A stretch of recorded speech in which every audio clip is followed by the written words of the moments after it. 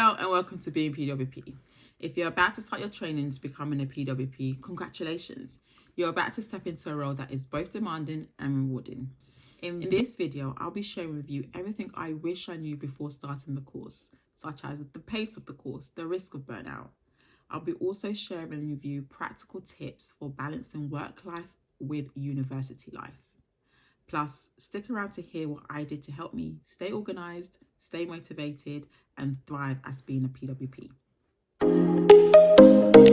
Okay, so let's talk about the pace and the pressures of the course. The course is fast-paced and there's no sugarcoating that.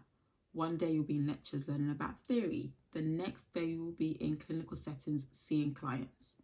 There is no real downtime. And the deadlines can feel relentless because you're balancing academic work and service targets. So, how do we cope?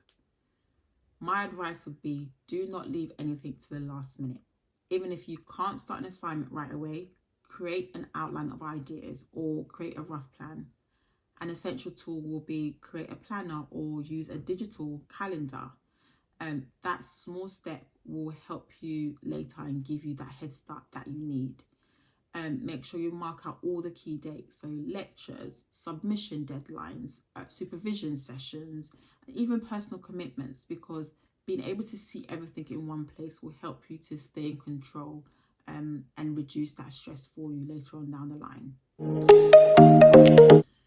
A practical tip from me would be at the start of each week, spend about 10 minutes looking over your calendar and asking yourself, what clients do I need to prep for?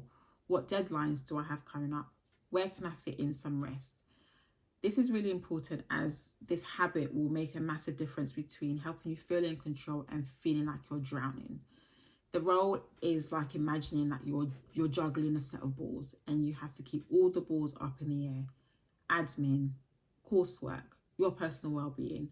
And if one of those balls drop, it can throw things off balance. That's why it's really important for organization to be your best friend. The more structure that you have, the less overwhelmed that you will feel. Now let's talk about burnout. Burnout is one of the biggest challenges for PWPs. Burnout is real in this role. The role is emotional and it's demanding. You'll be hearing stressful stories every day and at the same time managing your own stresses and your academic workload. If you're not careful, burnout can creep in very quickly. So, how do we protect our well-being?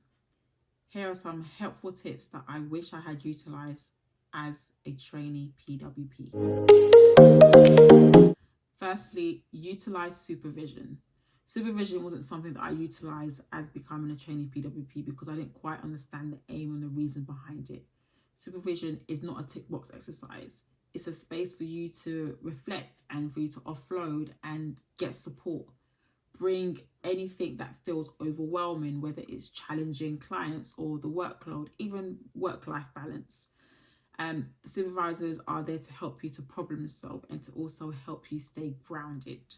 The second tip would be to set boundaries, which was quite difficult for me as a trainee PWP. At the end of the working day, log off. It's so easy for admin to creep into your evening. It's tempting to just finish one thing, but then that creates a habit which leads you to that exhaustion. Personal time is your responsibility, your professional responsibility to maintain that. The third tip for me would be to schedule in breaks. It may sound very simple and it's something that helped me and it was so powerful. Scheduling short walks, mindfulness, even stepping away from the desk for 5 minutes just to reset my mind was so helpful to me as a trainee PWP. Balancing work and university life is another challenge of a PWP you will face. You have to simply just be realistic with yourself. You are balancing client sessions, admin, lectures, assignments.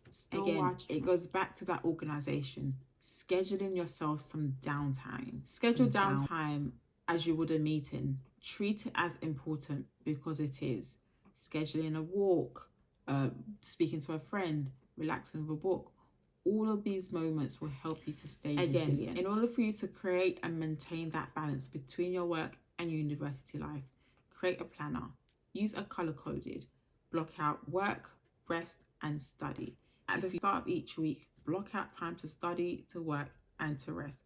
Color code it on a calendar so you can see it at a glance. If you've noticed that you've got a lot of work, put in a piece of rest, because it's just as important as a deadline.